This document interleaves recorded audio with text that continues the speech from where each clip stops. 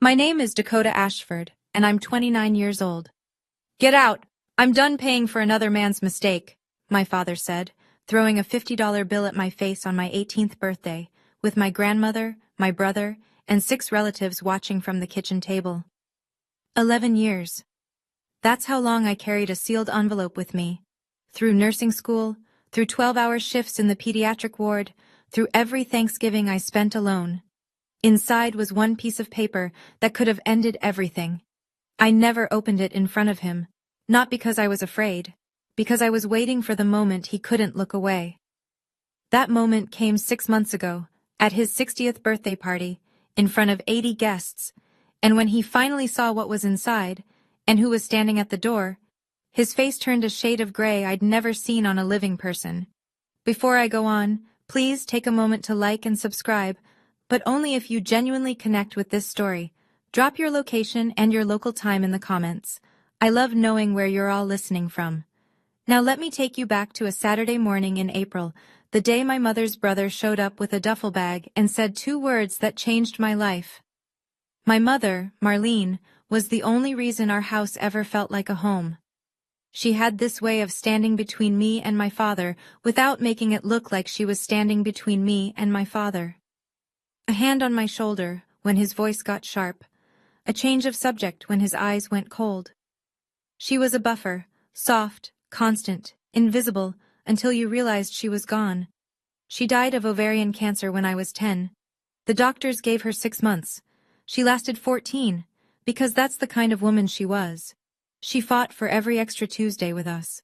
Before she got sick, my father was already distant with me. He'd ruffle Tyler's hair at the dinner table, ask about his Little League games, carry him on his shoulders at the county fair. With me, it was different. Not violent, not loud, just empty. Like I was a tenant instead of a daughter. But he kept the mask on while she was alive. The week after her funeral, the mask came off. I remember the first time I heard him say it. He was on the phone with his brother, standing in the kitchen. He didn't know I was sitting on the stairs. She doesn't look like anyone in this family, Frank. Never has. I was 10. I didn't fully understand what he meant, but I understood the tone.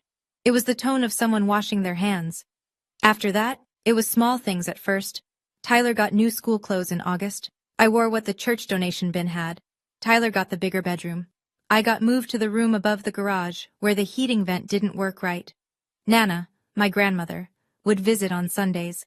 She'd slip a $20 bill into my jacket pocket when no one was looking and squeeze my hand too tight, like she was trying to say something with her fingers that she couldn't say with her mouth. It took me 20 years to understand what she was trying to tell me. By 14, the gap between Tyler and me wasn't a gap anymore. It was a canyon. Tyler got a brand new mountain bike for his 12th birthday, red, 21 gears, a helmet to match. I asked my father for $40 to buy a used biology textbook. He didn't even look up from the television. "Ask your real father," he said. Tyler looked at me from across the room. He was 12, and even he knew that sentence was wrong. But he didn't say anything. He never did. I got a job washing dishes at Rosario's, the Italian place 3 blocks from our house. I was 15. The owner, Mrs. DeLuca, paid me $7 an hour under the table and let me eat leftover pasta after closing. That was my dinner most nights. Tyler went to soccer camp that summer. 2 weeks upstate, $400. My father drove him there himself, loaded the car with new cleats and a sleeping bag from Dick's Sporting Goods. I stayed home. I worked doubles at Rosario's. I bought my own school supplies. The thing about being the invisible child is that you learn to build a life out of scraps. You learn that nobody is coming to save you. You learn that silence is not peace. It's just the sound of everyone agreeing you don't matter. Nana still came on Sundays, still slipped me money. But now when she looked at me, her eyes had something else in them, something heavier than pity. It looked like guilt. She'd hold my face in both hands and whisper, "You're a good girl, Dakota. Don't you ever forget that." I didn't understand then why she said it like an apology, like she owed me something she couldn't give. I understand now. The day I turned 18, I baked my own cake. Funfetti, from a box. I'd bought it with tip money and made it after my shift at Rosario's. I set it on the kitchen counter, stuck a single candle in the center, and lit it with a match from the junk drawer. I wasn't expecting a party. I wasn't expecting anything. I just wanted to blow out one candle in my own house before I wasn't allowed to anymore. My father walked in through the back door. Work boots, Carhartt jacket, sawdust in his hair. He saw the cake. He saw the candle. He saw me standing there, alone, in the kitchen at 6:15 p.m. on my birthday. He reached into his wallet, pulled out a $50 bill, tossed it onto the counter like he was tipping a valet. "Happy birthday! Get out! I'm done paying for another man's mistake." Nana was on the sofa in the next room. I heard the creak of the cushion as she leaned forward, and then nothing. She didn't stand up, she didn't speak. Tyler was on the stairs. I saw his hand tighten on the railing, his mouth opened, then closed. Nobody said a word. I picked up the 50, folded it twice, put it in my back pocket, blew out the candle, and called Uncle Ray from the phone in the hallway. He showed up 40 minutes later in his blue Ford pickup, engine idling in the driveway. I walked out with one garbage bag of clothes and a pair of shoes that didn't fit right. I didn't look back. But I made a promise to myself on that porch. One day, he would know exactly what he threw away, and it would be too late. Uncle Ray lived above his auto repair shop on Kellner Road, a 2-bedroom apartment with water stains on the ceiling and a kitchen so small you had to turn sideways to open the fridge. He'd cleared out his storage closet before I got there. Put in a twin mattress, a desk lamp, and a folded quilt that smelled like motor oil and laundry detergent. It wasn't much. It was everything. "You're home now," he said, standing in the doorway. "That's all that matters." Ray was my mother's younger brother. He'd served 8 years in the Army, 2 tours overseas, and came back quieter than he left. He opened the shop with his separation pay, fixed cars 6 days a week, and lived alone. He never married, never talked about why. He didn't ask me what happened at the house. He didn't ask about Gary. He just pointed to the bathroom towels and told me breakfast was at 7. The first week, I barely talked. I went to school, came back, sat at the desk in my closet room and did homework until my eyes blurred. Ray left plates of food outside my door, grilled cheese, canned soup, once a whole rotisserie chicken he must have bought at the grocery store on the way home. On the 8th night, I came out and sat at the kitchen table while he ate. He looked up, nodded, went back to his sandwich. That was it. That was the whole conversation. But something in my chest unlocked. Just a little. I didn't know this then, but Ray had his own battles. I found the chip in his nightstand drawer a month later, a bronze medallion with a triangle stamped into it. 3 years sober. He'd quit drinking the year my mother died. He never told me. I never asked. He just showed up, every single day. Leaving my father's house didn't set me free. It just moved the cage. Because Gary Ashford didn't stop at the front door. He took his story on the road. Within a month of my leaving, I started noticing the silence. I called Aunt Patty, my mother's cousin, the one who used to braid my hair at Thanksgiving. No answer. I called Marcus, my older cousin who taught me to ride a bike. Voicemail, every time. I sent a card to Nana for her birthday. No reply. It was Ray who finally told me what was happening. "Your father's been making calls," he said one night, wiping his hands with a shop rag. "Telling people your mother confessed on her deathbed, saying Marlene admitted you weren't his." I felt the floor tilt. "That's not true," I said. Ray's jaw clenched. "I know it's not." "Then why does everyone believe him?" "Because he's been saying it for years, and your mother's not here to say otherwise." That was the part that gutted me. Not that Gary lied. He'd been lying my whole life. It was that he weaponized my mother's death. Turned her last days into a confession she never made. Used her silence to rewrite history. And the family bought it. Because Gary was loud, and Gary was present, and Gary told the story first. If I stayed quiet, I lost everything. Not just a father. I'd already lost him. I'd lose my mother's name. Her reputation. The only proof she ever existed would be filtered through the mouth of the man who betrayed her. That was the real cost of silence. Not money, not inheritance. Marlene. But Gary made one mistake. He told that story to too many people, including someone who knew the truth.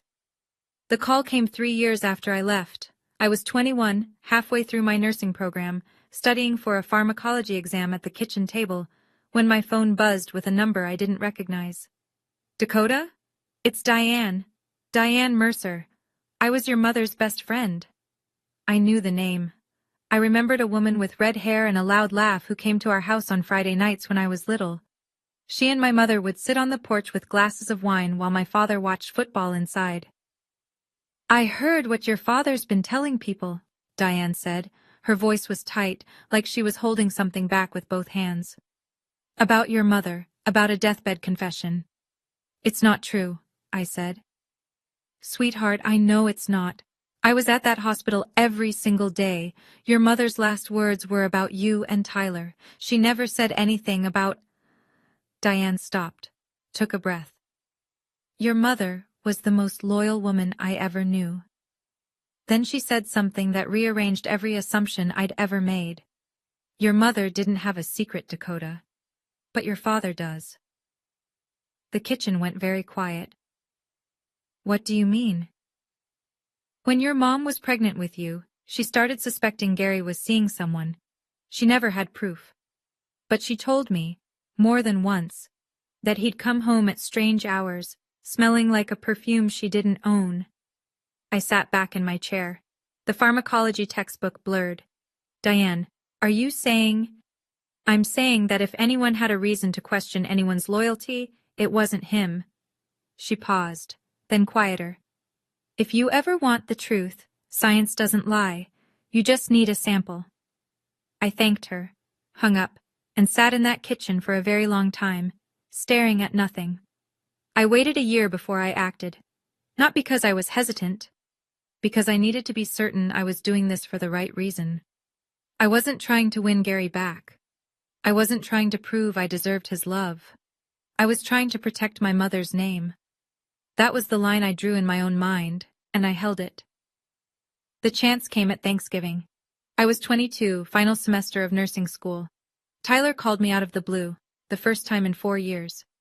Dad's going to the game at noon, he said. Come by, just for 30 minutes. I'll make coffee.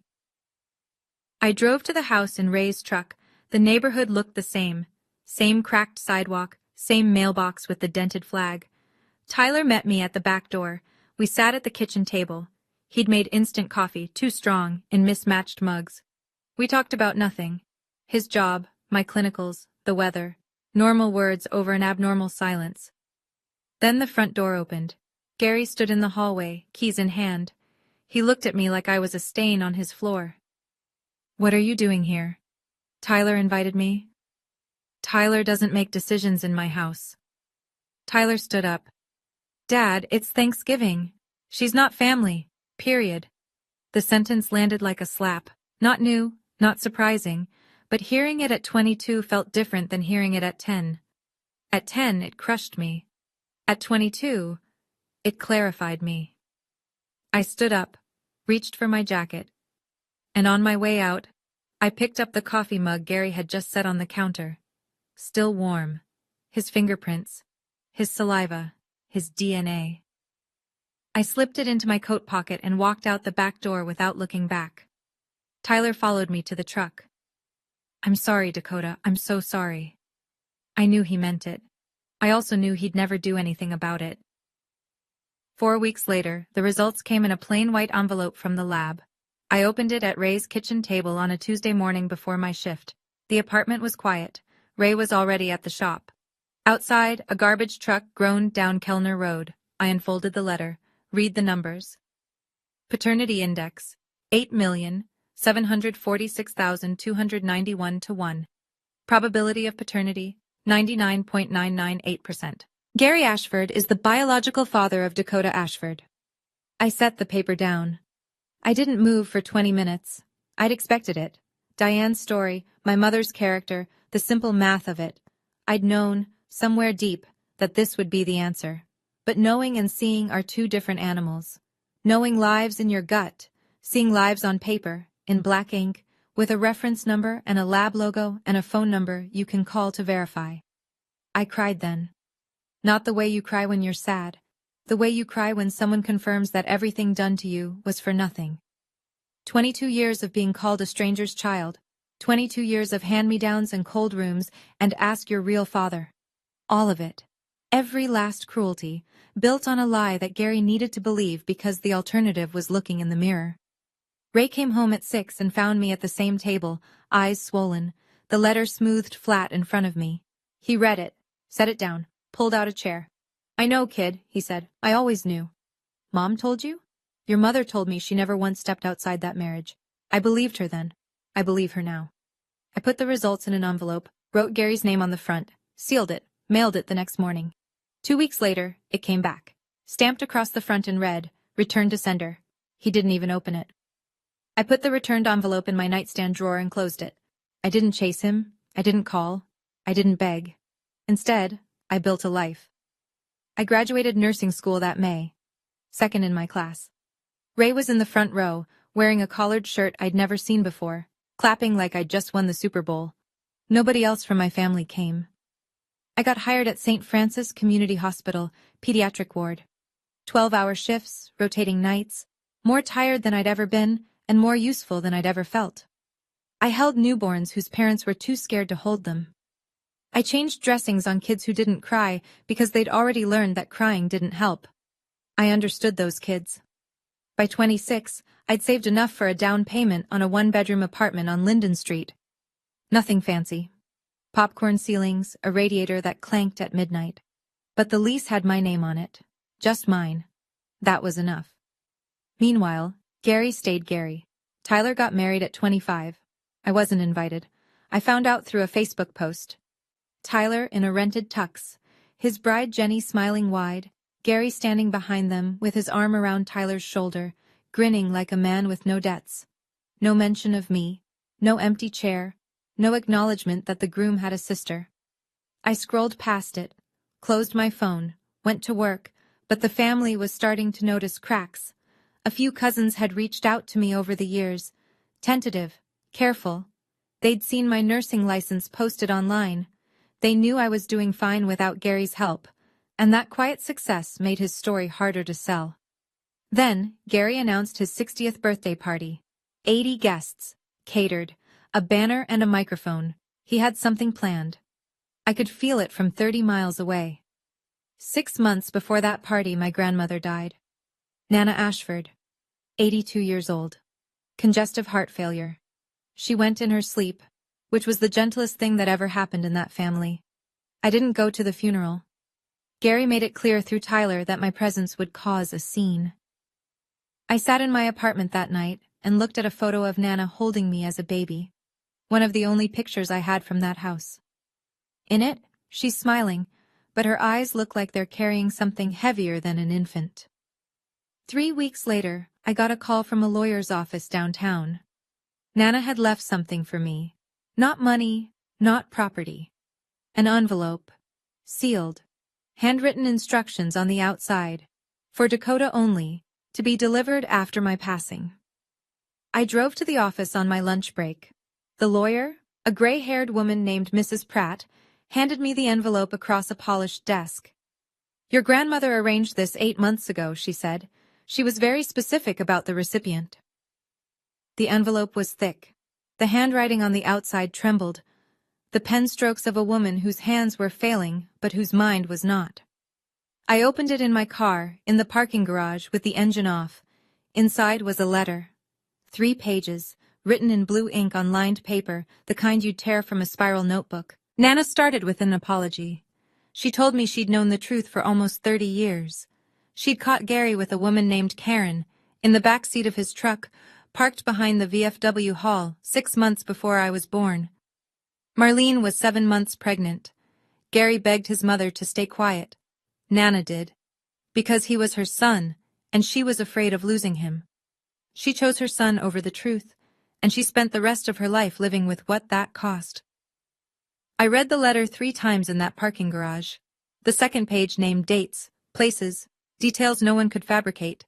The VFW hall on Route 9, a Tuesday night in October. Karen worked at the county clerk's office. That's how Gary met her. Nana described the perfume she smelled on Gary's jacket the night she confronted him. Vanilla and something floral, cheap, not Marlene's. The third page was the part that broke me open. Dakota, you were always my granddaughter. You were always Gary's child. Your mother never betrayed anyone. Your father did. And I helped him hide it by staying silent. I am sorry. I don't deserve your forgiveness. But you deserve the truth. Nana had signed it, dated it, and at the bottom, a notary stamp. Mrs. Pratt had witnessed the signature in her office. I called Diane that evening. Nana wrote me a letter, I said. She knew about Karen. Silence. Then, she told you. You knew Nana knew? Marlene suspected. She told me once. She thought Nana had seen something but was too scared of Gary to say it. Diane's voice cracked. Your mother carried that alone, Dakota. She never had proof, just instinct. I sat on my couch with the letter in my lap, the DNA results from my nightstand beside it, and for the first time, I saw the full picture. Gary didn't hate me because I wasn't his. He hated me because I was. And every time he looked at me, he saw Marlene.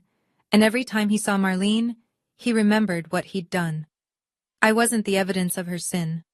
I was the evidence of his. I put both documents into a new envelope, sealed it, set it in my drawer. I wasn't going to find Gary, but if he ever came for me again, I'd be ready. I didn't have to wait long. 3 weeks later, Tyler called. It was a Wednesday night. I was folding scrubs on my bed when my phone lit up with his name, a name I hadn't seen on that screen in over a year. Hey, he said. His voice was low, the way people talk when they're standing in a room with someone who might hear. Hey, Dad's turning 60. There's a party, Saturday the 14th, 80 people. He doesn't want me there, Tyler. I want you there. A pause. You're my sister. Something in my chest seized. In 27 years, Tyler had never said those words out loud, not once. Not in the kitchen when Gary made his remarks, not at the birthday with the $50 bill, not in any of the silence that followed. Why now? I asked. Because Jenny's pregnant. His voice shook slightly. And I've been thinking about what kind of family I want this kid to grow up in, and it's not what we had. I closed my eyes. Tyler, if I show up, it won't go well. I know, but I'm asking anyway. I thought about it for 3 days, talked to Ray. He listened without interrupting, the way he always does, leaning against the counter, arms crossed, eyes steady.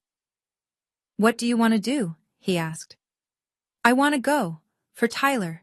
For Mom. Then go. Will you come? I'll be outside, in the truck, in case you need to leave fast. That was Ray. No speeches, no drama, just a truck with the engine running and a man who'd never once let me down. Saturday morning I got dressed. White blouse, simple earrings, flats. I picked up the envelope from my drawer and slipped it into my bag, just in case. The party was in full swing when I pulled up. Gary's house, the house I grew up in, sat on a quarter-acre lot at the end of Maple Drive. The lawn had been mowed for the occasion. String lights zigzagged between the garage and the fence posts. A folding table by the gate held a cooler, stacks of paper plates, and a sheet cake with "Happy 60th, Gary," piped in blue frosting. I could hear country music from the Bluetooth speaker on the porch, voices layered over each other, the comfortable noise of people who belong somewhere. I parked on the street, checked my bag. The envelope was there, tucked between my wallet and a pack of tissues. Ray's truck was parked 2 houses down, engine off, windows cracked. He caught my eye in the side mirror and gave me a single nod. I walked through the gate. The backyard was full. 80 people, give or take. Aunts, uncles, cousins, neighbors, guys from Gary's plumbing crew, women from the church. Kids ran between legs. Someone was grilling burgers. The air smelled like charcoal and cheap beer and cut grass. A few heads turned when I walked in. Conversations stuttered. An aunt whose name I'd forgotten leaned toward the woman beside her and whispered something behind her hand. Tyler met me at the gate. He looked like he hadn't slept. You came, he said. I came. He led me to a chair at the far end of the last table, the one closest to the back fence, farthest from the main gathering. I sat down, set my bag on my lap. Then I looked up and found Gary's eyes across the yard. He was standing at the head table, beer in hand, surrounded by friends. His smile disappeared the second he saw me. And I understood, right then, that this was never going to be a quiet evening. For the first hour, Gary pretended I wasn't there. He worked the crowd the way he always did. Handshake, backslap, laugh, repeat. He was good at this. He'd spent 60 years learning how to fill a room with a version of himself that people wanted to believe in. The hard-working plumber, the devoted father, the man who sacrificed everything for his family. It was a convincing performance. It always had been. Around 7 o'clock, someone clinked a glass. The music faded. Gary walked to the center of the yard where a microphone stand had been set up next to the cake table. He tapped the mic twice. The crowd gathered in a loose semicircle. "I want to thank everyone for being here tonight," he said. 60 years. Can't believe it. Laughter. Applause. He talked about his life, his work, how he'd built his crew from nothing, how he'd raised his family in this very house, on this very lawn. He gestured around the yard, and people nodded. Then he called Tyler up. Tyler walked to the microphone slowly, hands in his pockets. Gary put his arm around him and pulled him close. "This is my boy," Gary said into the mic. "My only boy. My legacy." He said it with the warmth of a father and the precision of a surgeon. My only boy, not my oldest, not one of my kids. My only. A few guests glanced in my direction. I kept my face still. "Some of you know," Gary continued, and his voice shifted, lower, more deliberate.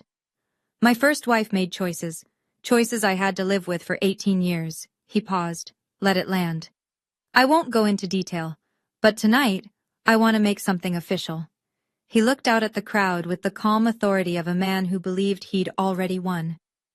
"This house," Gary said, one hand on Tyler's shoulder, the other gripping the mic.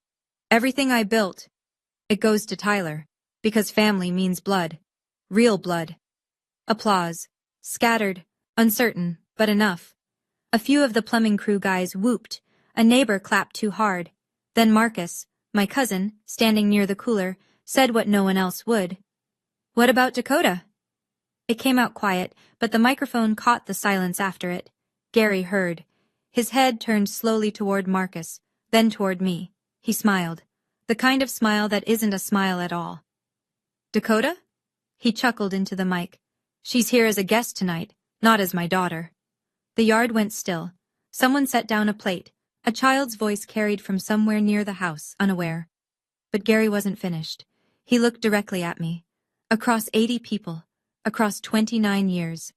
And he said the thing he'd been rehearsing his whole life. "I kept my mouth shut for years, out of respect for her mother's memory." His voice was steady, practiced. "But since she decided to show up tonight, everyone deserves the truth. She was never mine." I felt every pair of eyes in that yard land on me. Diane Mercer, sitting at the next table, reached over and put her hand on my shoulder. Her fingers pressed hard. A message. "I'm here." I sat perfectly still. My hands were under the table, gripping the strap of my bag. My heart hammered so loud, I was sure the woman next to me could hear it, but my face didn't move. Because I'd been waiting for this, not hoping for it, not planning it, but prepared, the way you prepare for a storm when you've watched the sky turn dark for 29 years. Gary smiled at the crowd, triumphant. He had no idea what was in my bag. I stood up slowly. The chair scraped against the patio stone, a small sound that cut through the silence like a blade. Every head turned. I didn't raise my voice. I didn't rush. I spoke the way I speak to a parent at the hospital when I'm delivering results they didn't expect. Clear, measured, respectful. "Gary, you've spent 29 years telling that story." I paused. Let the sentence breathe. "Can I have 60 seconds to tell mine?" His smile faltered, just slightly, a crack in the plaster. He shrugged, gestured with the beer bottle. "Go ahead. Won't change the facts." "Thank you." I opened my bag, pulled out the envelope. It was thick, cream-colored, worn at the edges from years in a drawer. Gary's name was written across the front in my handwriting, the same handwriting from 7 years ago, the same envelope he'd mailed back without opening. I held it up so the people near the front could see. "Some of you might not know this," I said, "but 7 years ago I mailed this envelope to Gary. He sent it back, unopened, Return to sender. I turned it so the red stamp was visible. He didn't want to know what was inside. A murmur rippled through the crowd. Gary's jaw tightened. "What is that?" he said. "This is what you were too afraid to open." I broke the seal. The paper tore cleanly. Inside were 2 documents folded together. I separated them, held the first one up. My hands were steady, my voice was steady, my whole body was a straight line drawn through 29 years of being told I didn't count. "I'm going to read 1 paragraph, I said. "And then I'm going to leave. And you can decide for yourselves what's true." 80 people held their breath. I unfolded the DNA results and read them out loud. Paternity test conducted by Midstate Genomics Laboratory, dated March 14, 2019. Sample A, cheek swab, Dakota Ashford. Sample B, saliva trace, Gary Ashford. I looked up. Gary's face was locked. The beer bottle in his hand had stopped halfway to his mouth. Paternity index, 8,746,291 to 1. Combined probability of paternity, 99.998%. I lowered the paper. Gary Ashford is the biological father of Dakota Ashford. The silence that followed wasn't empty. It was full, packed tight with the sound of 80 people recalculating everything they'd been told for the last 3 decades. Somewhere near the back, a spoon hit a plate. Someone inhaled sharply. A woman I didn't know covered her mouth with her hand. Gary spoke first. Of course he did. "That's fake." His voice was flat, controlled, but the color was draining from his face like water from a tub. "She fabricated it." I held the paper toward Marcus, who was standing closest. "Lab name, phone number, and case reference number are printed at the bottom. Call them right now if you want." Marcus took the paper, read it slowly, looked up at Gary. "It's from Midstate, Gary. It's legit. I don't care where it's from. The reference number is right here. Anyone with a phone can verify it in 5 minutes." Gary's mouth opened, closed, opened again. "This doesn't prove anything," he said. But his voice had changed. The command was gone. What was left sounded thin, hollow, like a man standing on a floor that had just started to crack. I didn't argue with him. I didn't need to. The paper was doing the work. I reached into the envelope for the second document. "The DNA is only half of it," I said. I unfolded the second document. 3 pages of lined paper covered in shaky blue handwriting. The crowd leaned in, the way people do when they sense the ground is about to shift again. "This is a letter," I said. "Written by Nana, your mother, Gary. Written 3 months before she died. Notarized by her attorney." Something crossed Gary's face. Not anger. Something older. Fear. "My mother wouldn't—" "She did." I didn't read the whole letter. That wasn't mine to share. I read 2 sentences. The only 2 that mattered. "I caught Gary with a woman named Karen behind the VFW hall in October, 6 months before Dakota was born. Marlene never cheated. My son did, and I stayed silent because I was a coward." The yard erupted. Not in noise, in motion. People shifted in their chairs. Hands went to mouths. Eyes darted between Gary and me like spectators at a wreck they couldn't look away from. Gary grabbed the edge of the table. His knuckles were white. "She was confused," he said. "She was old. She was sick." Diane Mercer stood up from her chair, slowly, deliberately. Every person in that yard watched her rise. "She wasn't confused, Gary." Diane's voice was clear and unshaking. "I was there too. Marlene cried on my couch for 3 hours the night she found out about Karen. She never once thought about leaving you. But you never stopped punishing her for what you did." The microphone was still on. Every word carried. Tyler, who had been standing beside Gary this whole time, took 1 step back. Then another. His face was white. His mouth was a thin line. He hadn't known about any of it. What happened next was the saddest part. Not because I felt sorry for Gary, because I watched a man try to save a lie that had already died, and he couldn't stop himself. "This is my birthday!" Gary shouted.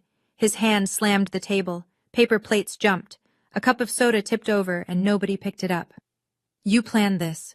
You came here to destroy—" "I came because Tyler asked me to. She's trying to get the house. She's been scheming. I don't want your house, Gary. My voice was level. I made sure of that.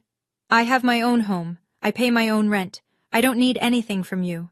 He looked around the yard, searching for an ally, for someone to nod, to step forward, to say she's lying, but every face he found was either looking away or looking through him. Marcus set the DNA paper on the table, folded his arms. Aunt Patty was crying, quietly, into a napkin.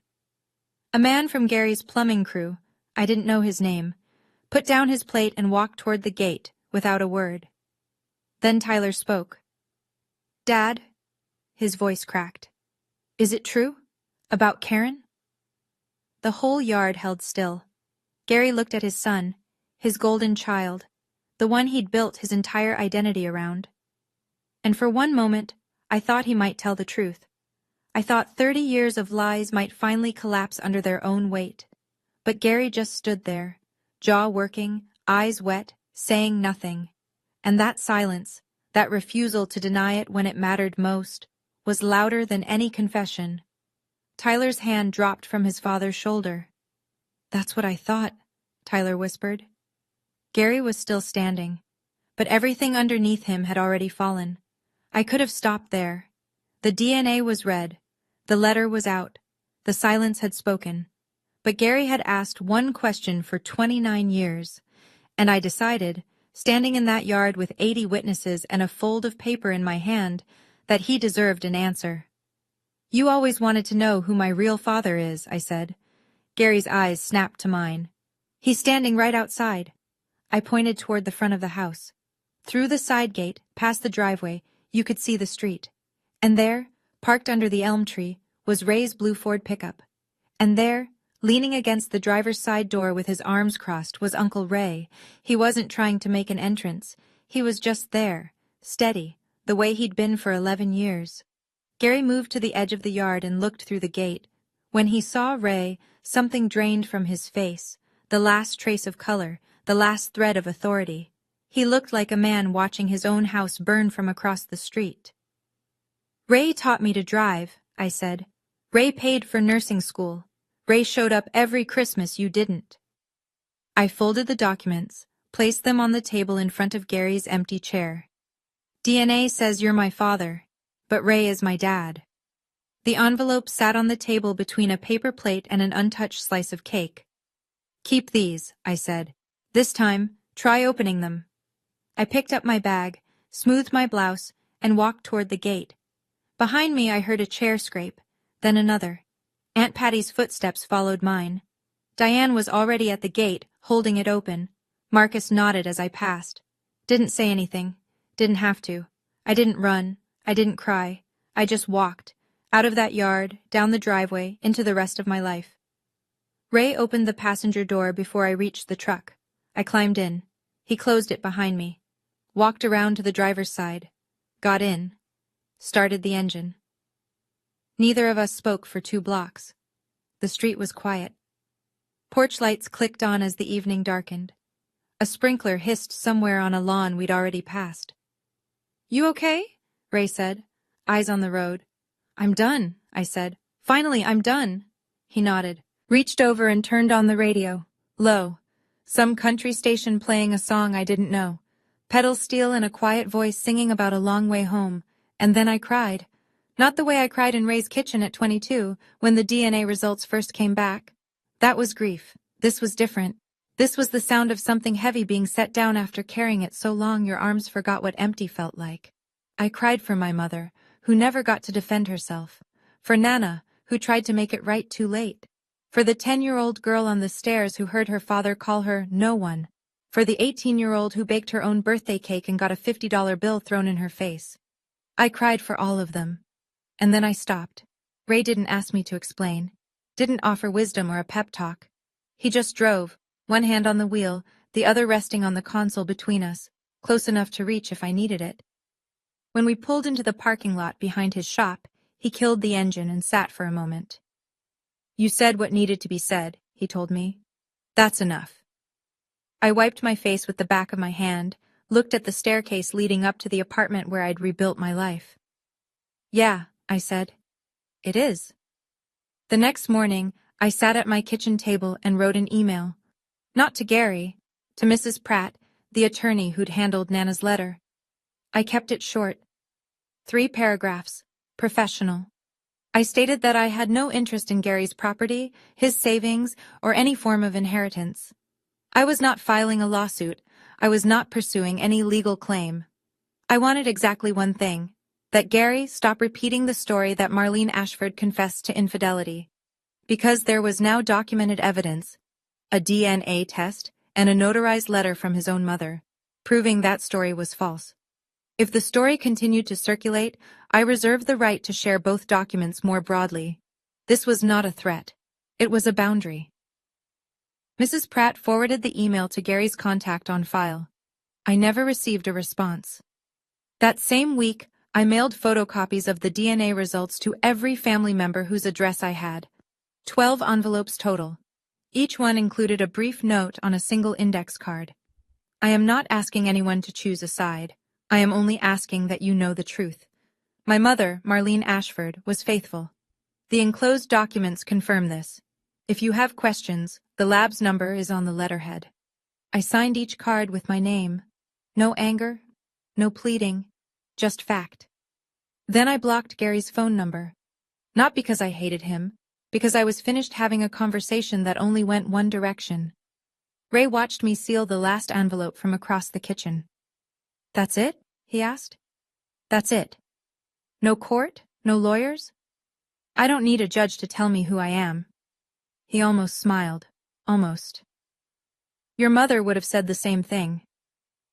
That was the best compliment anyone had ever given me. Tyler called 1 week later. It was late, almost 11.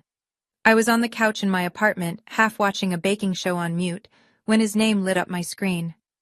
"Hey. Hey." His voice sounded hollowed out, like someone had taken a melon baller to everything behind his words. "Did you know?" he asked. "About Karen, before Nana's letter?" "No, not until the letter." A long breath. "I've been looking stuff up. I called the lab. The DNA is real." "I know." "He won't talk to me. He's been locked in his room since the party, won't answer the phone, won't come to the shop." I didn't say I'm sorry, because I wasn't sure what I'd be apologizing for. "The party ended right after you left," Tyler continued. "Half the guests walked out within 10 minutes. Dad sat at the head table by himself until it got dark. I had to go out and bring the food inside. He didn't move." I pictured it. Gary alone at a decorated table, surrounded by empty chairs and string lights buzzing in the dark. I waited for satisfaction to arrive. It didn't. Just a dull ache in a place I thought had scarred over. "Tyler, you don't have to choose between us." "I know. But I'm done pretending." "I know that too." There was a pause. Then Tyler's voice shifted, softer, almost shy. "Jenny's due in 4 months. It's a girl." My hand tightened on the phone. "Jenny told me something last week," he said. "She said, 'If you ever treat our daughter the way your father treated Dakota, I will walk out that door and never come back.'" He was crying now, quietly, the way men cry when they've only just learned how. "I want her to know her aunt, Dakota." "She will," I said. "I promise." The fallout didn't come in a wave. It came like leaks, slow, steady, impossible to plug. Within 2 weeks of the party, 3 men from Gary's plumbing crew quit. All 3 had known Marlene. One of them, a guy named Dennis who'd been with Gary for 11 years, told Tyler on his way out, "I can't work for a man who'd do that to his own kid." Gary's crew went from 6 to 3 overnight. He lost a commercial contract with a property management company because he couldn't staff the job. Money didn't dry up, but it shrank. And in a small town, when your crew walks out, people notice. The church noticed too. Gary had been a deacon at Grace Hill Community for 15 years. Not a role that pays, a role that matters. It meant he read scripture on Sundays, organized the food drive in November, shook hands in the lobby. Pastor Collins called Gary in for a private meeting. I don't know what was said. But the following Sunday, Gary's name was missing from the bulletin. A woman named Linda read the scripture instead. Neighbors adjusted. The Hendersons, Barb and Tom, both in their 70s, who'd lived next door since before I was born, brought a tin of cookies to Ray's shop one afternoon. "For Dakota," Barb said, pressing the tin into Ray's hands. "Marlene was the kindest woman on this street. We should have said something sooner." Ray put the cookies on the kitchen table that night. I ate 3 and cried a little, because sometimes kindness hits harder than cruelty. Marcus posted something short on Facebook. "Truth has a way of finding daylight." He didn't tag anyone, he didn't have to. The comment section filled up within an hour. Gary didn't leave his house for 2 weeks. A month after the party, a letter arrived at Ray's shop. Hand-delivered by Tyler, not mailed. My name was on the front in Gary's handwriting, blocky, all caps, the penmanship of a man who writes work orders, not apologies. I opened it at the counter while Ray rebuilt a carburetor 3 feet away, pretending not to watch. The letter was short, 6 sentences. "Dakota, I know things got out of hand. I made mistakes. The house is still your home if you want it. Come back so we can talk. Dad." I read it twice, looking for the word, the only word that would have mattered. It wasn't there. No sorry, no I was wrong, no acknowledgement of what he'd done, not the lie, not Karen, not the 18 years of erasure, not the $50 bill, not the speech in front of 80 people, just mistakes, passive, unnamed, floating in the air like smoke from someone else's fire. And come home. As if I'd been the one who left. As if the door was always open and I simply chose not to walk through it. As if the problem was geography and not 30 years of cruelty. I folded the letter, put it in the drawer next to the returned envelope, closed the drawer. Ray looked up from the carburetor. "You okay with that?" "I will be." That same week, Tyler came to visit me, first time ever at my apartment. He brought an ultrasound photo. A grainy black and white image of a baby girl curled like a comma. He stood in my kitchen, awkward and too tall for the space, and held it out. "We're naming her Marlene," he said. I took the photo, held it with both hands. "Does Gary know?" "Yeah." "What did he say?" "Nothing. He didn't say anything at all." Some silences are confessions. That one was. 3 months passed. The sharpest edges softened. Not into forgiveness, but into distance.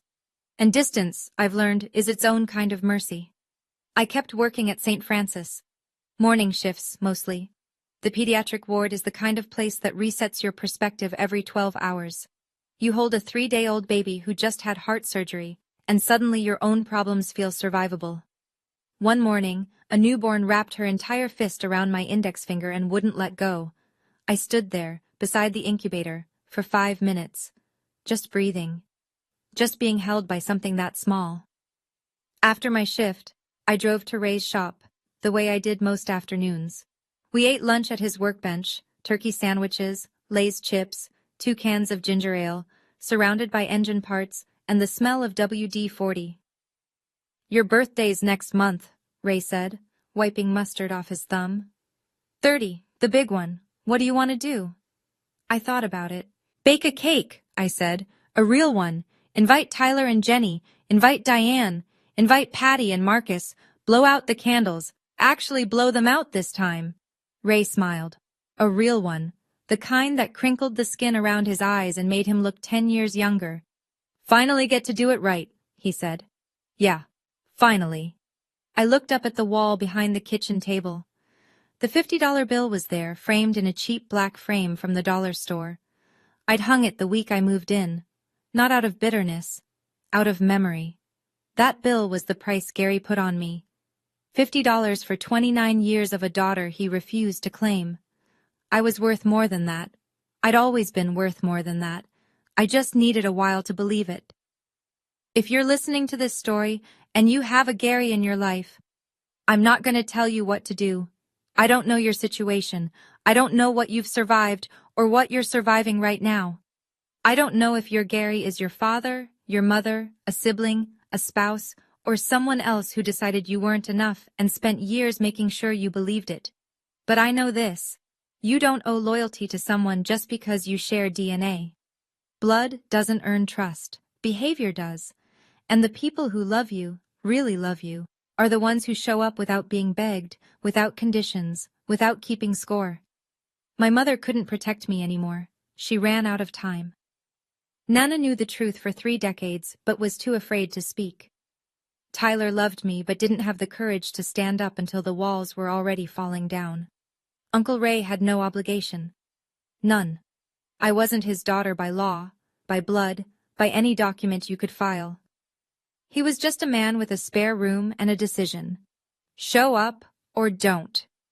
He showed up every single day. When I couldn't sleep. When I failed my first clinical exam. When I sat in his kitchen at 22, crying over a DNA result that confirmed what he already knew. He never said, "I'm your father now." He didn't have to. He just was. I didn't win because of a piece of paper. I won because I stopped letting one man's lie define my worth. The DNA didn't set me free. Deciding I was done, that set me free. Setting a boundary isn't revenge. It's the first time you choose yourself. If nobody's told you that today, I'm telling you now. So here's where things stand. I'm 29, about to turn 30. I still work the pediatric ward at St. Francis. I still eat lunch at Ray's workbench on Tuesdays and Thursdays. He still makes the sandwiches too thick. And I still don't complain.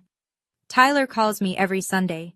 It's the first real relationship we've ever had, not built on a shared house or a shared father, but on the simple choice to pick up the phone. Jenny sends me photos of her growing belly. The nursery is painted soft yellow. There's a name stenciled on the wall in white cursive letters. Marlene. Baby Marlene was born 2 months ago, 7 pounds, 4 ounces, at 3:47 in the morning. I was in the waiting room. Tyler came through the double doors, scrubs wrinkled, eyes red, grinning so wide it looked like his face might split. "You want to hold her?" I held my niece. She had dark hair like mine, like our mother's. Diane and Patty were at the hospital too. Diane brought flowers. Patty brought the blanket she'd crocheted in secret. We stood around Jenny's bed and passed that baby from arm to arm, and for a few minutes, we were the kind of family Marlene would have wanted. Gary? I don't know. I don't ask. Tyler doesn't bring it up, and I don't push. I heard through Marcus that he's still in the house on Maple Drive. Alone. Not broke, just empty. The $50 bill is still framed on my wall. I see it every morning when I make coffee. It reminds me where I started. It reminds me what someone thought I was worth. It reminds me they were wrong. My name is Dakota Ashford. I am my father's daughter, just not the father who threw me out. If Dakota's story reminded you of someone, or of yourself, drop a comment and tell me, what boundary did you finally set?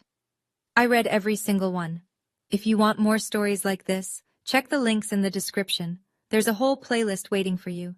Hit subscribe so you don't miss the next one. Thanks for being here, truly. I'll see you in the next story. A couple $100 for a stand thing. Anyway, I love it. I absolutely love it. It's 5 a.m. Yeah, it's 5 a.m. for me too. Yeah. Absolutely love it. American Truck Sim. Oh, hang on, I didn't press enter on that. So I love my racing. So I didn't get the truck wheel or anything. I haven't hooked it up to Farm Sim yet, but I will. But yeah. This game, American Truck Sim and Euro Truck Sim, amazing with the wheel. So good. I want to buy the blinkers and the headlights and everything, but yeah, I just had to, I just paid this off, and I had to pay, like that's a lot, you know. I've bought cars for less than what this steering wheel cost me.